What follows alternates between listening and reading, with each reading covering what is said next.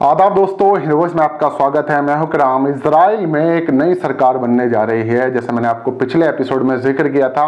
और आप लोगों को पता ही है कि इजराइल में बेंजामिन नेतन्याहू के वापसी जाने का रास्ता क्लियर हो चुका है। वैसे ये बात तो मैंने 18 से 19 तारीख को 18 से 19 मई को ही बोल दी थी, जब हमास की और इजराइल की जंग चल रही थी। तभी मैंने कहा था कि अगर जंग रुकी, इजराइल ने अगर युद्ध विराम किया, तो बेंजामिन नेतन्याहू को प्रधानमंत्री कुर्सी छोड़नी पड़ेगी और हो सकता है बाद में उन्हें जेल भी जाना पड़े, क्योंकि सबसे बड़ा आरोप घोटाले का, इजराइल का सबसे बड़ा घोटाले का आरोप बेंजामिन नेतन्याहू पर लगा है।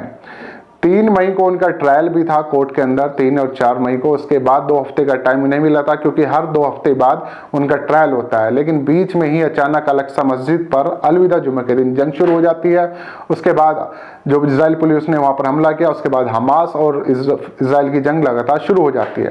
काफी नुकसान हुआ दोनों तरफ से। गजा शहर आधा बर्बाद हो चुका है। हालांकि अब कई सारे देश आ रहे हैं मिलके कि उसका दोबारा से पुनर्निर्माण कराएंगे। उधर इजराइल में इस चीज को लेकर इजराइल की जनता नाराज हो गई। बेंजामिन नेतन्याहू के खिलाफ लोग सड़कों पर उतर रहे हैं और वहां के जो विपक्षी पार्टियां, उन्होंने उनके खिलाफ मोर्चा कर दिया था। बेंजामिन नेतन्याहू की सबसे बड़ी कमी ये रही है कि उनकी जो सरकार हाल फिलहाल मार्च में चुनाव हुए थे, उसमें वो सिर्फ गठबंधन की सरकार थी, उन्हें पूर्ण बहुमत नहीं मिला था। इसका अंदाजा आप इस बात से लगा लें कि पिछले 2 साल में कई बार वहां पर चुनाव हो चुके हैं। चुनाव आयोग जो है इसी वजह से बार बार चुनाव करा रहा है कि यहाँ पर एक सरकार, स्थिर सरकार बनी रहे।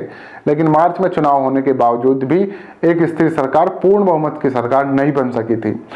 तो अब राजनीति ज्यादा गर्मा चुकी है, अलग अलग विचारधाराओं की पार्टी। यहां तक कि मैं कहूं कि बेंजामिन नेतन्याहू को दक्षिणपंथी पार्टी माना जाता है, लेकिन उनसे भी आगे नफ्ताली बेनेट, जो फिलहाल किंग मेकर की भूमिका वहां पर निभा रहे हैं। महज 6 सांसद हैं उनके पास में, वो इस वक्त किंग मेकर की भूमिका में है और उनका प्रधानमंत्री बनने का रास्ता भी तय हो चुका है।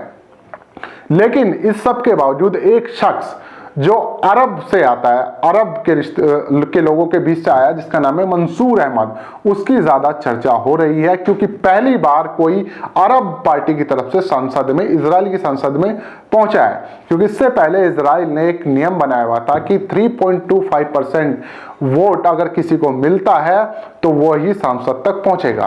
और खासकर ये नियम इन्होंने इसलिए बनाया था ताकि अरब मुल्क के जो लोग हैं, यानी कि फिलिस्तीन जो लोग हैं, वो इजराइल की संसद में ना घुस सके। क्योंकि इजराइल के कब्जे वाले क्षेत्र में काफी सारे अरब के लोग भी रहते हैं। वेस्ट बैंक का इलाका फिलिस्तीनियों से भरा पड़ा है।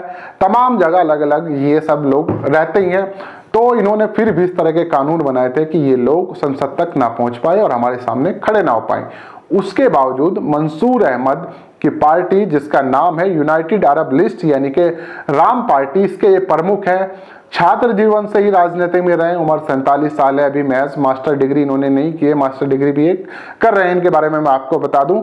और ये कभी हिब्रू यूनिवर्सिटी के अध्यक्ष भी रहे हैं, छात्र समिति के, अरब के लोगों की तरफ से। कई सारे जो संगठन चलते हैं, जो आंदोलन चलते हैं, उसके ये अध्यक्ष भी हैं, उपाध्यक्ष भी हैं। और इसके अलावा जो इस्लामी आंदोलन चल रहा है, उसकी दक्षिणी शाखा के उपाध्यक्ष भी हैं। इजराइल के दक्षिणी इलाकों में इनका अच्छा खासा बोलबाला है, यानी कि इन्हें यहूदी भी पसंद करते हैं और इन्हें आपके जो फिलिस्तीन के लोग हैं, अरब के लोग हैं, वो भी इन्हें काफ़ी पसंद करते हैं। इन्होंने चुनाव लड़ने से पहले ही कह दिया था कि मैं अपने लोगों को बचाने के लिए, उनका विकास करने के लिए, मंसूर अब्बास साहब ने इन्होंने बोल दिया था कि मैं किसी भी दक्षिण पार्टी के साथ या इजराइल की किसी पार्टी के साथ भी हाथ मिला सकता हूँ। इसी के चलते इन्होंने नफ्ताली बेनेट, जो घोर विरोधी हैं, आप ये देखिए कि बेंजामिन नेतन्याहू से भी ज्यादा वो घोर विरोधी हैं, और वो ये कहते हैं कि पूरा का पूरा फिलिस्तीन यहूदियों का है, पूरा का पूरा फिलिस्तीन को इजराइल में तब्दील कर देना चाहिए। और ये जो यहाँ लोग रह रहे हैं, इन्हें किसी और शहर में, किसी और सिटी में जो आसपास मुल्क हैं अरब के, उनमें चले जाने चाहिए।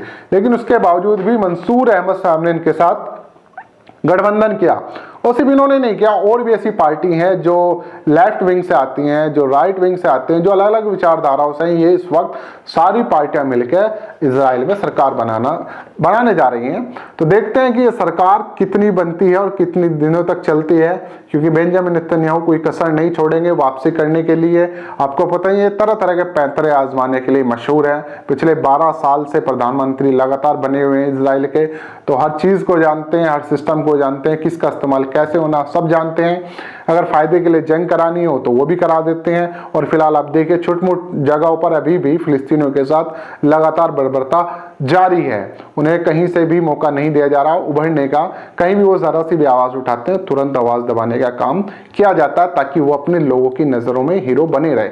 लेकिन पिछले दिनों जिस तरह से जंग विराम के बाद यानी कि युद्ध विराम के बाद बेंजामिन नेतन्याहू के खिलाफ यहूदियों ने मोर्चा खोला, इस वजह से वो बैकफुट पर आ गए और कुर्सी छोड़ने के लिए फिलहाल मजबूर है। जाना पड़ेगा, नई सरकार आने वाली है इजराइल में, लेकिन ये मत समझिएगा कि फिलिस्तीनियों के लिए कुछ अच्छा हो सकता है। हाँ, मंसूर अब्बास की एंट्री के बाद काफ़ी सारी चीज़ें बदलती हुई हमें देखने को ज़रूर मिलेंगी, क्योंकि तभी वो इस सरकार का हिस्सा बनने जा रहे हैं ताकि उनके लोगों का कुछ विकास हो सके। तो मंसूर अहमद साहब के बारे में ये थोड़ी डिटेल थी। काफ़ी अच्छी सोच विचार के माने जाते हैं और सिर्फ विकास के लिए काम करने के लिए जाने जाते हैं। इसी वजह से नेफ्टली बेनेट और बाकी दक्षिणपंथी पार्टियों के साथ हाथ मिलाने को खड़े हो गए हैं। आप लोग क्या कहना है नीचे कमेंट कर सकते हैं। मंसूर अब्बास साहब के बारे में क्या कहना है कमेंट कीजिएगा। इस खबर को ज़्यादा से ज़्यादा शेयर कीजिएगा दोस्तों। मिलते हैं फिर किसी और एपिसोड में।